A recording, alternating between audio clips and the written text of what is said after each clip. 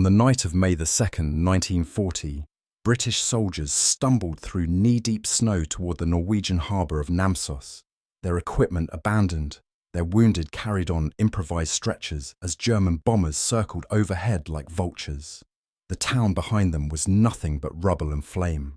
Within hours, the Royal Navy would evacuate what remained of this force under cover of darkness, leaving behind their artillery, their vehicles, and any pretense that the operation had been anything but a catastrophic failure. This wasn't supposed to happen. The man who had championed this expedition had promised a bold strike that would outflank the Germans, secure Norway, and demonstrate British resolve. That man was Winston Churchill, and Namsos would be his first major strategic disaster as a wartime leader. The story of Namsos is the story of how reputation optimism and institutional arrogance can combine to produce military catastrophe. It's a story rarely told in the Churchill mythology, overshadowed by Dunkirk, the Battle of Britain, and the stirring speeches that would define his premiership. But in the spring of 1940, as First Lord of the Admiralty, Churchill orchestrated a campaign that revealed dangerous flaws in his strategic thinking, flaws that would have destroyed a lesser man's career. Understanding what went wrong at Namsos requires understanding who Churchill was at that moment and why he was so catastrophically wrong about what the Royal Navy could accomplish in the face of modern warfare. When Germany invaded Norway on April 9, 1940, Churchill saw opportunity where others saw disaster. The German operation was audacious, using naval forces to seize key ports along the Norwegian coast in a coordinated assault that caught both Norway and the Allies completely off guard. Oslo, Bergen, Trondheim, and Narvik all fell to German forces within hours. For Churchill, who had spent months as First Lord of the Admiralty itching for aggressive action, this was the moment he'd been waiting for. The Germans had extended themselves, sending their precious naval forces into waters where the Royal Navy held every advantage. Their troops were scattered along a 1,000-mile coastline dependent on vulnerable supply lines. Churchill believed this invasion could be turned into Germany's greatest mistake. He was not entirely wrong to see opportunity. The German operation was remarkably risky. Their surface fleet was small, their troops were spread thin, and they were operating far from their bases. But Churchill's confidence rested on assumptions that would prove fatally flawed. He believed British naval superiority would dominate any engagement. He believed that the Royal Navy's guns could provide sufficient support for land operations without requiring substantial air cover. And most critically, he believed that German air power, while certainly a nuisance, would not fundamentally alter the strategic equation. Every one of these assumptions would be proven catastrophically wrong at Namsos. The British response to the invasion was improvised from the start. There was no existing plan for a Norwegian operation. What emerged was a confused patchwork of competing objectives, shifting priorities, and unrealistic timelines. Churchill pushed for immediate action, arguing that speed was essential to catch the Germans before they consolidated. The initial plan focused on recapturing Trondheim, Norway's third-largest city and a strategically vital port in central Norway. Trondheim sat at the end of a deep fjord, and its capture would cut German-held Norway in two, while providing the British with an excellent base for further operations. Churchill championed a bold direct assault, a naval attack, straight up the Trondheim fjord that would overwhelm German defences through sheer firepower. It was exactly the kind of aggressive, dramatic operation that appealed to Churchill's temperament. The plan was named Operation Hammer, and it terrified the admirals who would have to execute it.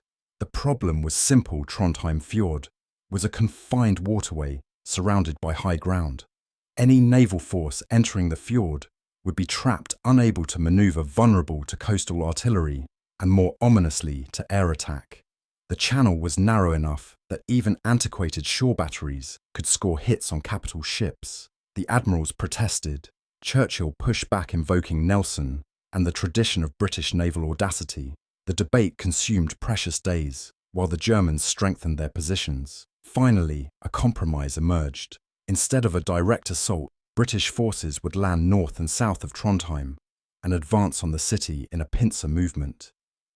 The northern landing would be at Namsos, the southern at Åndalsnes.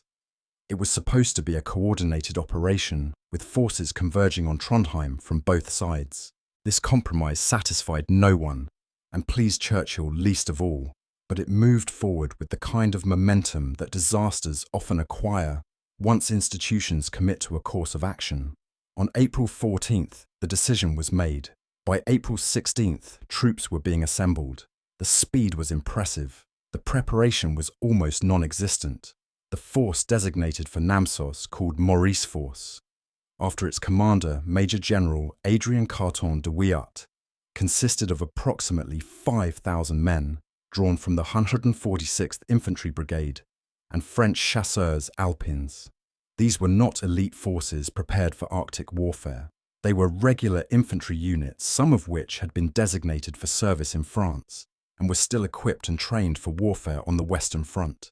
They were being sent to fight in Norway in mid-April, when the region was still deep in winter. The problems began before anyone set foot in Norway. The loading of ships was chaotic. Equipment was stowed without consideration for what would be needed first. Artillery pieces were loaded on different ships from their ammunition. Radio equipment was scattered across multiple vessels. Anti-aircraft guns, which would prove desperately needed, were given low priority. Winter clothing was inadequate. Maps were outdated or simply wrong. The force had virtually no intelligence about German strength around Trondheim, about the terrain they would cross, or about the conditions at Namsos itself. They were sailing into the unknown, sustained entirely by Churchill's conviction that British determination and naval firepower would overcome any obstacle. General Carton de Wiart was a fascinating choice to command this operation. He was a warrior of the old school, a man who had lost an eye and a hand in previous conflicts, and who approached warfare with a fatalistic bravery that bordered on the suicidal. He was not, however, a careful planner or a modern military thinker. His selection reflected the improvised nature of the entire operation. There was no time to assemble a proper staff, no time to develop detailed plans, no time to ensure the force was properly equipped. There was only Churchill's insistence that action must be taken immediately, that delay would allow the Germans to consolidate that British prestige required a bold response. The force arrived at Namsos on the night of April the 16th. The town itself was small, a wooden port community built along the fjord, with a population of perhaps 4,000. It had minimal infrastructure, no military facilities, and most critically, no defensible positions against air attack. The harbour could accommodate only a few ships at a time, making unloading a slow process. The terrain around Namsos was mountainous and still covered in deep snow, with only a single road leading south toward Trondheim, 80 miles away through difficult country. This was the staging point from which Maurice Force was supposed to launch an offensive against a German-held city. From the moment of landing, events spiralled out of British control. The unloading proceeded with agonizing slowness. Ships could only approach the shallow harbour facilities a few at a time, and even then they had to unload in darkness to avoid German air attack. Equipment that should have been unloaded first was buried in ships' holds. The artillery that was supposed to support the advance was scattered across multiple vessels and would take days to assemble.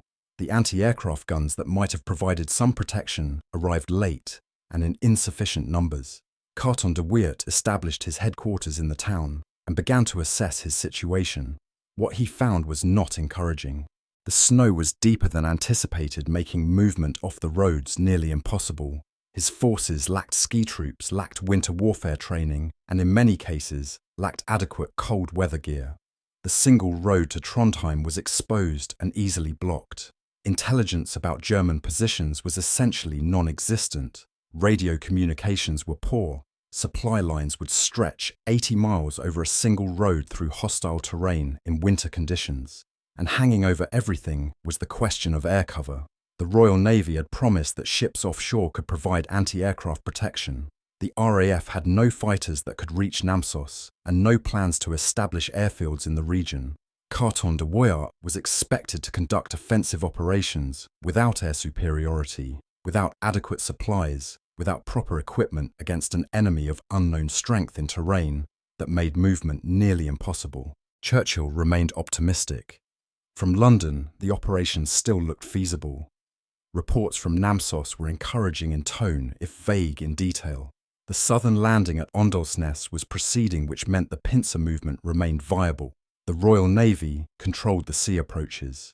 German air attacks, while certainly occurring, had not prevented the landings.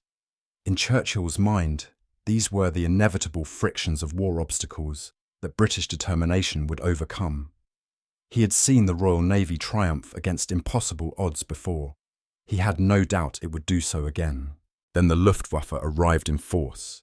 On April 20th, German bombers appeared over Namsos in waves. The town had no air defences worthy of the name. The few anti-aircraft guns that had been unloaded were hopelessly inadequate against the number of aircraft attacking. The Germans bombed systematically, targeting the harbour facilities, the warehouses where supplies were stored, and the wooden buildings of the town itself. Namsos was particularly vulnerable because it was built almost entirely of wood. Once the incendiary bombs started fires, entire blocks burned uncontrollably. By the end of the day, much of the town was destroyed. The harbour facilities were damaged. Supplies that had been carefully unloaded and stacked were destroyed or scattered. British casualties mounted not from ground combat, but from air attack while trying to organise an offensive. The bombing continued day after day. Every time British ships approached to unload supplies, German aircraft attacked. Every time troops tried to move supplies from the harbour to forward positions, they were bombed. Every attempt to organise the force for offensive operations was disrupted by air raids. The Royal Navy, for all its power, could do nothing to stop this. Ships could bombard shore targets, but they couldn't shoot down aircraft flying at altitude. They couldn't prevent the Luftwaffe from operating with near impunity over central Norway. The fundamental equation of the campaign was becoming brutally clear. Without control of the air, nothing else was possible. Churchill had badly underestimated what German air superiority would mean in practice. His experience was shaped by the Royal Navy's dominance in the First World War, when air power had been embryonic, and naval guns had been the ultimate arbiter of coastal warfare. He understood intellectually that aircraft were important, but he had not grasped how completely air superiority would paralyze ground and naval operations. At Namsos, this became impossible to ignore. British forces could only move at night. Supplies could only be unloaded in darkness. Any concentration of troops invited immediate air attack. Artillery positions were bombed before they could provide effective support. The offensive that was supposed to capture Trondheim could barely organise itself to move forward, let alone conduct coordinated attacks against defended positions. Carton de Weert pushed his forces south as best he could, but progress was agonisingly slow. The snow hampered movement. The limited roads became bottlenecks. Forward units made contact with German positions and quickly discovered that the enemy was well entrenched, well supplied, and supported by overwhelming air power. Small-scale attacks were launched and repulsed. The British troops fought bravely, but bravery without support is merely sacrifice. The artillery that was supposed to suppress German positions couldn't be properly positioned, because forward observation posts were immediately spotted and bombed. The French chasseurs alpins, who at least had some winter warfare capability, made better progress but couldn't break through alone. By late April, the situation was obviously unsustainable. Morris' force was being ground down by attrition without ever mounting a serious offensive. The southern force at Åndalsnes was in even worse condition, battered by air attacks and unable to advance toward Trondheim. The pincer movement existed only on maps in London. In reality, two British forces were clinging to indefensible positions on the Norwegian coast, being systematically destroyed by an enemy that controlled the air and could strike whenever conditions suited them. Still, Churchill resisted the obvious conclusion. He pushed for continued offensive action, for creative solutions, for the kind of determination that had supposedly won battles throughout British history. The admirals and generals in Norway were more realistic. They reported that without air cover, offensive operations were impossible. Without significant reinforcements, even holding Namsos was questionable. And reinforcements meant more ships, more unloading under air attack, more casualties for no strategic gain. The Royal Navy's limitations were becoming painfully apparent. Churchill had placed enormous faith in naval gunfire as a substitute for artillery and air support. In theory, destroyers and cruisers could position themselves offshore and provide overwhelming firepower in support of ground operations. In practice, this proved far less effective than hoped. Naval guns firing from offshore couldn't provide the precise responsive fire support that ground forces needed. They couldn't see their targets. Communication between shore parties and ships was difficult. The guns themselves, while powerful, were not designed for sustained bombardment of land targets. Most critically, ships providing fire support made themselves stationary targets for German bombers. Several destroyers were damaged by air attack while trying to support operations around Namsos. The equation was simple, and brutal ships that stayed close enough to provide effective fire support were sitting ducks for the Luftwaffe. This revealed a fundamental misconception in Churchill's strategic thinking. He had assumed that naval power could dominate coastal operations, as it had in previous eras. He had failed to account for how radically air power had changed this equation. A battleship's guns were useless against bombers flying at 10,000 feet. A destroyer conducting shore bombardment couldn't maneuver to avoid air attack. The Royal Navy, for all its traditions and power, was being rendered nearly helpless by an enemy that controlled the skies.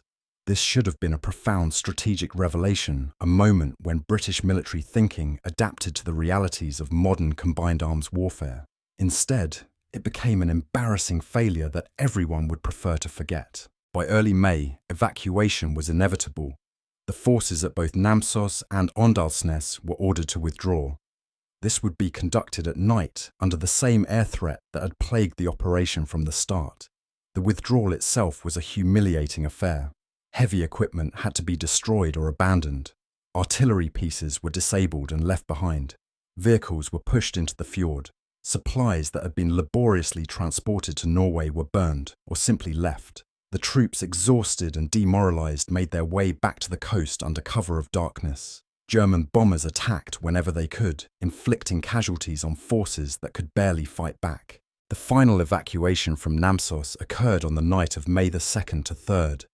Royal Navy destroyers and transports crept into the ruined harbour and embarked the troops in darkness. The town, or what remained of it, was left burning. The operation that was supposed to demonstrate British resolve to strike back at German aggression to showcase Churchill's strategic vision ended with several thousand cold-defeated soldiers being evacuated from a destroyed Norwegian port town, having accomplished nothing except proving that the Luftwaffe could paralyze Allied operations at will. The entire Namsos operation from landing to evacuation lasted just over 2 weeks. In that time, British forces never came close to threatening Trondheim, never mounted a serious offensive, and spent most of their efforts simply surviving German air attacks. The strategic and political fallout was immediate. The Norwegian campaign as a whole was a disaster, with Namsos being one of its most obvious failures. Chamberlain's government, already weakened by months of phony war inaction, faced a vote of no confidence in Parliament. The debate was brutal, with MPs from all parties attacking the government's handling of Norway. Ironically, much of the blame fell on Chamberlain, even though Churchill, as First Lord of the Admiralty, had been the campaign's principal architect and most enthusiastic champion. Churchill defended the operation in Parliament, arguing that the forces had fought bravely and that the failure resulted from factors beyond anyone's control. This was not entirely honest. The failure at Namsos resulted directly from confused planning, unrealistic expectations, inadequate preparation, and a fundamental misunderstanding of how air power would affect the campaign, all areas where Churchill bore substantial responsibility. Yet Churchill's political position, paradoxically, was strengthened rather than weakened by Norway's failure. He had at least been advocating for aggressive action, while others counselled caution. His reputation as a fighter, as someone willing to take bold risks, contrasted favourably with Chamberlain's image of passive drift. When Chamberlain's government fell on May 10, 1940, it was Churchill who became Prime Minister. The man whose strategic blunders had helped produce the Namsos disaster was elevated to supreme command of Britain's war effort. History would remember his speeches, his defiance, his leadership during Britain's darkest hour. it would largely forget Namsos. This forgetting is unfortunate because Namsos contained important lessons that Churchill would need to relearn painfully over the following years. The operation demonstrated that air superiority was not merely helpful, but absolutely essential to modern military operations. It showed that naval power alone could not dominate coastal warfare against an enemy with effective air forces. It revealed the dangers of improvised planning, of allowing political imperatives to override military realities, of assuming that British courage and tradition could substitute for proper preparation and adequate resources. Churchill would repeat variations of these mistakes at Dakar in Greece and in the early campaigns in North Africa. Each time, British forces would pay the price for strategic optimism unmoored from operational reality. The Germans learned different lessons from Norway. They recognized that their air superiority had been decisive and that coordinated air-ground operations could paralyze numerically superior enemies. These lessons would be applied with devastating effect in France weeks later, when the Luftwaffe would help smash through French and British lines in a campaign that validated every principle the Germans had employed in Norway. The Allies would eventually learn these same lessons, but only after years of costly failures. Looking back at Namsos from our perspective, knowing what came after, it's easy to see it as a minor embarrassment, a footnote to larger events. In May 1940, as Churchill became Prime Minister, Britain faced the collapse of France, the prospect of invasion, and the possibility of defeat. Namsos faded into insignificance against these existential threats. But for understanding Churchill as a strategic thinker, Namsos matters. It reveals patterns that would recur throughout his wartime leadership: the tendency toward bold action over careful planning, the faith in British fighting spirit as a substitute for adequate resources, the difficulty accepting that traditional British advantages, particularly naval power, had been eclipsed by new technologies and tactics. Churchill's greatness as a wartime leader rested not on his strategic acumen, which was frequently flawed, but on his psychological and political skills. He could inspire, he could articulate, he could maintain hope when circumstances were desperate. These were the qualities Britain needed in 1940, and they may have saved the nation. But his actual strategic decisions, from Norway to Greece, to the obsession with peripheral operations in the Mediterranean, often ranged from questionable to disastrous. Professional military commanders would spend much of the war trying to restrain Churchill's more adventurous impulses with mixed success. The soldiers who stumbled through the snow at Namsos on that night in early May, abandoning their equipment and their mission, were experiencing Churchill's first major failure as a wartime strategic leader. They didn't know and couldn't know that this man would soon become Prime Minister, would lead Britain through its greatest crisis, would become one of history's towering figures. They knew only that they had been sent on a confused, poorly planned mission with inadequate resources against an enemy that dominated the skies, and that they were now retreating in defeat. The operation they had been promised would strike a blow against German aggression had instead demonstrated Allied weakness and incompetence. The bold strategic vision from London had collided with the reality of German air superiority and shattered into burning wreckage across a small Norwegian town. Namsos should have been Churchill's political end. That it became instead the prelude to his assumption of supreme power is one of history's remarkable ironies.